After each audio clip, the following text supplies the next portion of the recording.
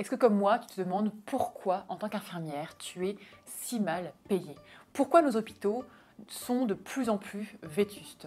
Et pourquoi les investissements semblent quasi inexistants? Malgré l'inflation et tous les impôts que l'on paye, c'est à croire que quelque chose ne tourne pas rond.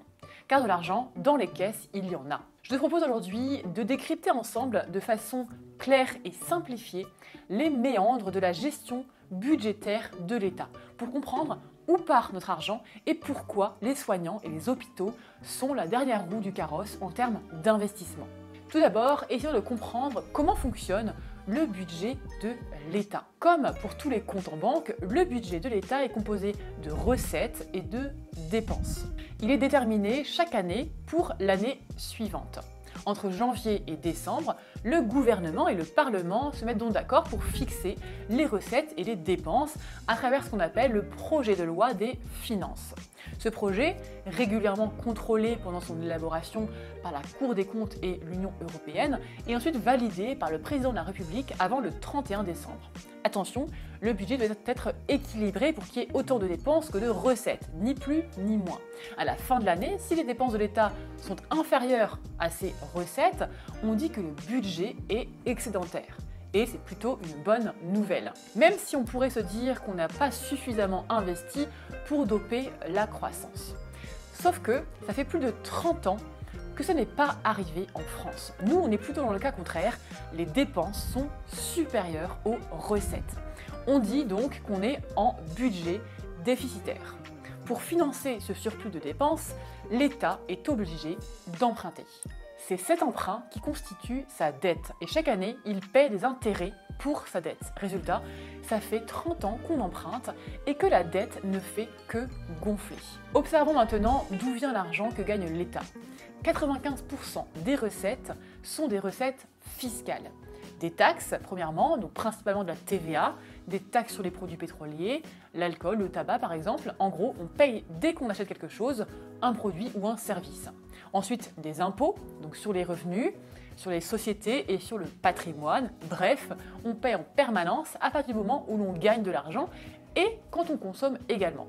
Alors comment l'État fait-il pour récolter autant d'argent mais réussir quand même à en perdre à la fin? Alors juste pour que vous sachiez, puisque vous prenez jamais de mes nouvelles, mais j'ai tout perdu. L'État dépense de l'argent pour assurer le fonctionnement des différents services qu'il propose à ses citoyens. L'éducation en première position, mais aussi la défense, la justice. Les dépenses de l'État peuvent être classées en 4 catégories. Première catégorie, le fonctionnement. Il faut bien payer les 5 millions de fonctionnaires. Deuxième catégorie, l'intervention. L'État reverse une partie de ses recettes sous forme d'allocation chômage, d'aide au logement, de contribution à l'UE, etc. Ensuite, l'équipement et l'investissement pour construire des routes, des hôpitaux, enfin en théorie, mais ça on le verra ensuite. Et enfin, les intérêts liés au remboursement de la dette. L'INSEE publie le tableau de bord de l'économie française.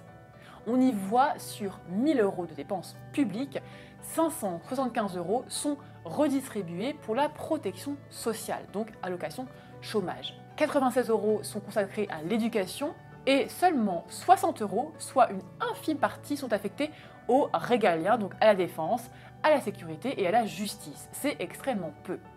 Ce qui signifie que les besoins primaires des citoyens ne sont pas satisfaits pour les impôts. Depuis 1994, aucun budget de l'État n'a d'ailleurs été à l'équilibre et la dette ne fait que croître. Elle pèse sur tout le monde, sur les générations futures, mais personne n'en parle vraiment et ne semble concerné. Elle représente pourtant plus de 3 000 milliards d'euros. Bien sûr, c'est facile de se plaindre du fait que nous soyons les champions du monde de la dépense publique et des impôts. Mais en échange, il ne faut pas oublier qu'on a quand même accès à énormément de services publics. La protection sociale, l'éducation, les soutiens à l'économie, la sécurité et la justice, la charge de la dette, le transport, l'urbanisme, etc. On le voit, nous en tant que soignants, des millions de Français éprouvent pourtant les pires difficultés à se faire soigner. Le personnel soignant est en détresse, les investissements dans les hôpitaux se font rares. Pourtant, 20% des dépenses publiques sont officiellement consacrées à la santé. Le budget a même augmenté de 50 milliards d'euros en 3 ans. Mais est-ce suffisant? Et où passe tout cet argent? Et alors, il est passé où? Écoutez bien, parce que vous allez voir qu'il ne va pas où l'on croit. Le système de santé français est loin d'être ruiné, de s'écrouler. Les caisses ne sont pas vides. L'argent est là, il est mis à disposition des Français. En France, on a de la chance d'avoir un système de santé quasi gratuit. Mais pourquoi est-ce que les soignants en paient le prix fort? Parce que l'argent est englouti ailleurs. Reste à savoir comment est-ce qu'il est utilisé. Les soignants sont écrasés sous les règles et perdent peu à peu leur liberté de traiter les patients. Il y a de plus en plus de strates administratives qui doivent justifier leur utilité. Et qu'est-ce qu'elles ont trouvé comme manière de le faire? Elles pondent encore plus de normes.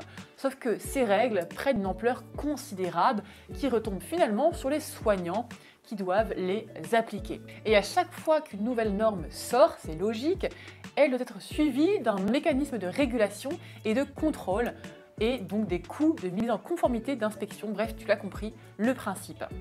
On en ajoute, mais bizarrement, on n'en supprime jamais. Oui, parce que dès qu'on veut simplifier le système, on s'attaque aux lobbies, aux syndicats et même aux élus qui forcément s'y opposent et ont eux aussi besoin de justifier leur utilité en créant de nouvelles normes. C'est comme si on était un peu tombé dans un cercle vicieux qui s'auto-entretient. Le système de santé français peut être finalement schématisé en 3 secteurs: les patients, les soignants et les gestionnaires. Ces dernières années, les gestionnaires ont donc eu tendance à augmenter. La HAS, les ARS, le ministère, les communautés territoriales de santé. En gros, ce n'est pas avec les gestionnaires que l'on va faire des économies. Pour les patients, le reste à charge diminue d'année en année. Là aussi, on atteint le record mondial de 6,9% de reste à charge. Mais la population vieillit. Les maladies deviennent chroniques au lieu d'être fatales, donc les dépenses augmentent. La solution serait de mettre davantage à contribution les patients. Mais là aussi, on touche à un sujet très tabou.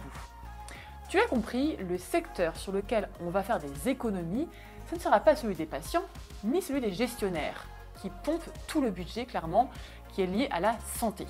Il ne reste donc plus que les soignants, et c'est donc pour ça que nous sommes si mal payés, que les consultations des médecins généralistes sont également plafonnées, qu'on investit de moins en moins dans les hôpitaux, etc. Parce qu'il faut bien économiser quelque part pour payer les bureaucrates et les soins des patients. Augmenter les salaires dans le cadre d'une économie capitaliste, c'est du rêve.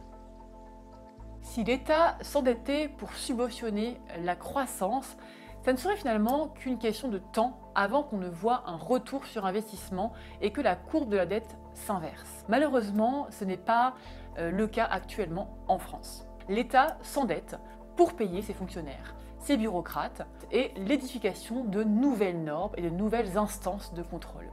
L'État paye pour conserver son train de vie, dans un déni total de nos dettes et du poids qu'elles font peser sur l'avenir du pays et les générations à venir. Désolé pour cette issue un petit peu pessimiste, mais c'est malheureusement le reflet de notre système de santé et de toute la gestion budgétaire en France.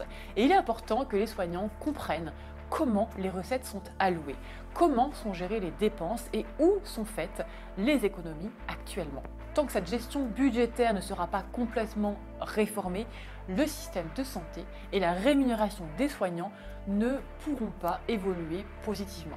J'espère malgré tout que cette vidéo t'a permis de comprendre les rouages du budget de l'État. N'hésite pas à la partager pour la faire connaître au plus grand nombre afin de faire bouger les choses. En likant cette vidéo et en laissant un commentaire, tu contribues aussi à lui donner du poids et lui offrir de la visibilité. Pour ne pas rater les prochaines vidéos, n'hésite pas à t'abonner juste en dessous à la chaîne. Pour faire passer ta carrière et ton évolution professionnelle à vitesse supérieure, je te propose de prendre rendez-vous avec une coach de l'équipe, Charlotte K. Cet appel découverte, il est gratuit et ouvert à tous. Je te dis à tout de suite sur charlotteka.fr.